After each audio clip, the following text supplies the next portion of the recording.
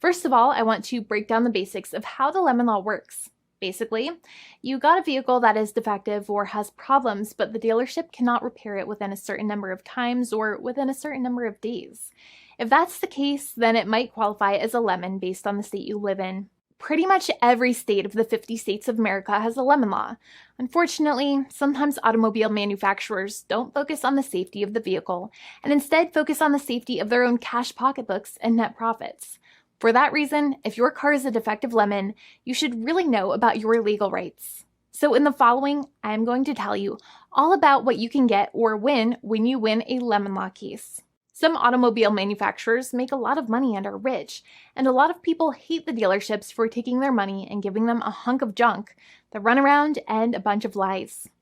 But sadly enough, the lemon law is not designed to make you rich, and it is not intended to make you wealthy. Instead, the law is designed in a way that is supposed to put you in the position that you would have been if the vehicle had not been defective. It is supposed to make you whole.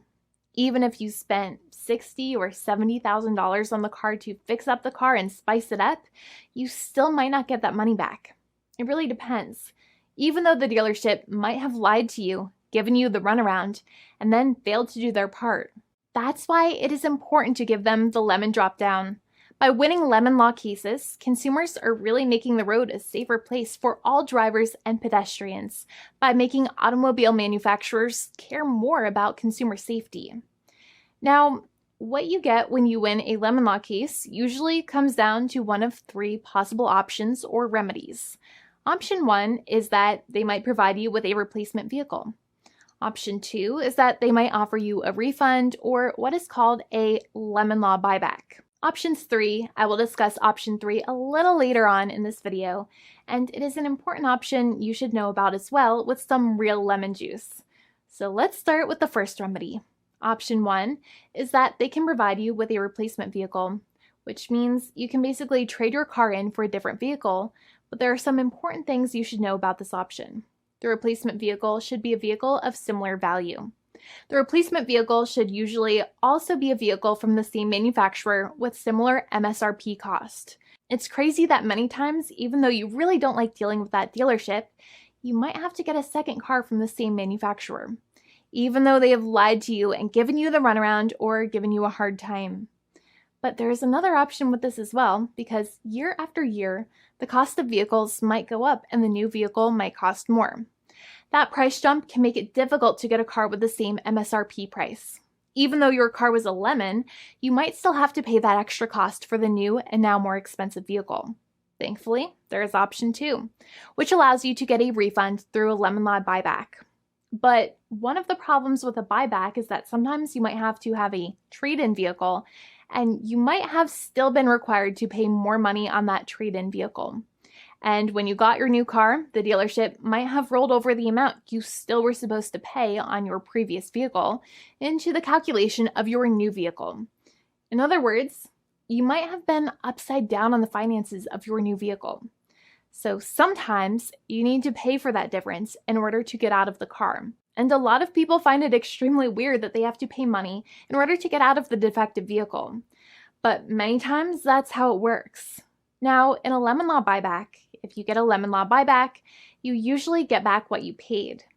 You may have bought the vehicle in a one lump sum all at once, or you more than likely had a finance or lease plan. What you usually get back is the money that you actually paid. Your hard-earned money that actually left your pocket and went straight into the pockets of the manufacturers. So think about it for a second and try to calculate about how much you paid. Think about the down payment and also add up all of the monthly payments that you have made for your car so far. It can add up to a lot of hard-earned money. In some cases, it can add up to $30,000 or more, but every case is different. Even though they accept that their vehicle is a lemon, many times the manufacturers still try to pinch pennies and also nickel and dime their customers. So they deduct certain fees during the negotiations, such as an offset for mileage for the portion of time that your vehicle did not have problems. Sometimes it is legal for manufacturers to deduct such things from the settlement you end up getting, but many times they may be doing so incorrectly or it might be taking away too much of your personal money.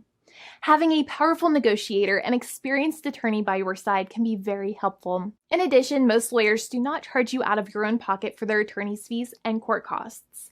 Many attorneys only get paid if they win, and if they don't win, they just don't get paid anything.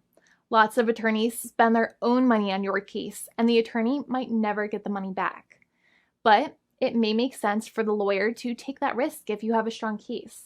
It reminds me of being a kid and selling lemonade and spending my piggy bank coins and quarters to make the lemonade, even though I was never sure if I would make my money back. But when I made amazing lemonade, everybody would want it. We would all be happier as a result.